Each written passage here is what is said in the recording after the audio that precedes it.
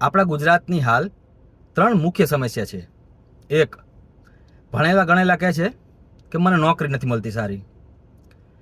Private નોકરીવાળા કંપનીવાળા કહે છે કે અમને સારા માણસો નથી મળતા, જેવું કે અમારા જેવા.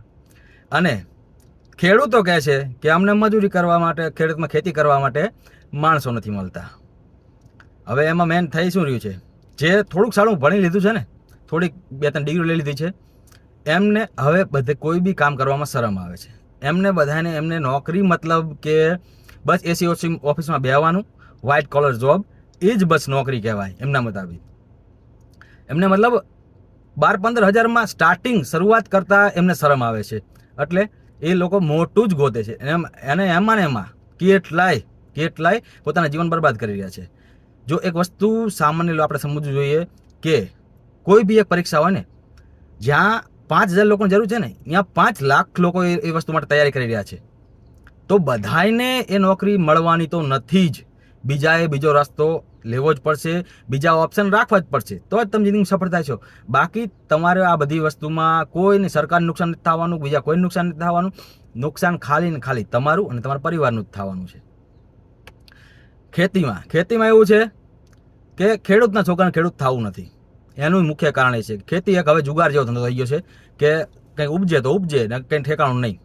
અસલ આ મોલ દેખાતો હોય કે આ વખતે બધા દેવા ભરાઈ જાય છે, આ વખતે થોડીક પૈસા દેખાય છે, અને રાતોરાત વાતાવરણ પલટો થાય અને કંઈક આવી જાય, તોફાન આવી જાય, કાં તો વરસાદ આવી જાય, તો ઊભો મોલ ખરાબ થઈ જાય.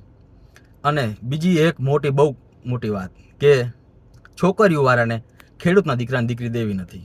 પહેલી વસ્તુ, દીકરી દેતા પહેલાં શરત કરવામાં આવે કે મારી છોકરી ખેતરે નહીં જાય, ખેતી નહીં કરે.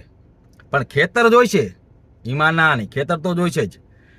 મકાન જોઈશે શહેરમાં, ગામમાં મકાન નહીં. મકાન ભલે ગમે તો બંગલો હોય તો હાલશે, પણ મકાન ભલે નાનકડું લેશો પણ સિટીમાં જોઈશે.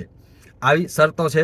એટલે ખેડૂતના દીકરાઓને ખેતી કરવી નથી. હાલમાં અમારા સુરેન્દ્રનગરમાં એ પરિસ્થિતિ છે, બીજાને તો મને ખબર નથી.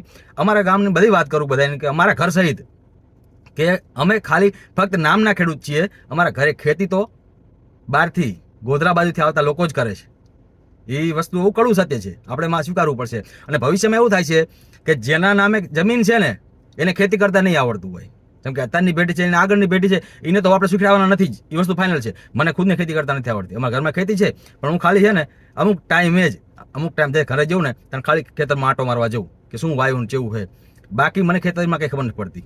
હવે એમ જ આગળવાળી જે પેઢી આવવાની, કોઈ બાપ હવે પોતાના છોકરાને ખેતી નથી શીખડાવવાનો. એટલે ભવિષ્યમાં પરિસ્થિતિ કપરી જ આવવાની છે ખેતી બાબતે.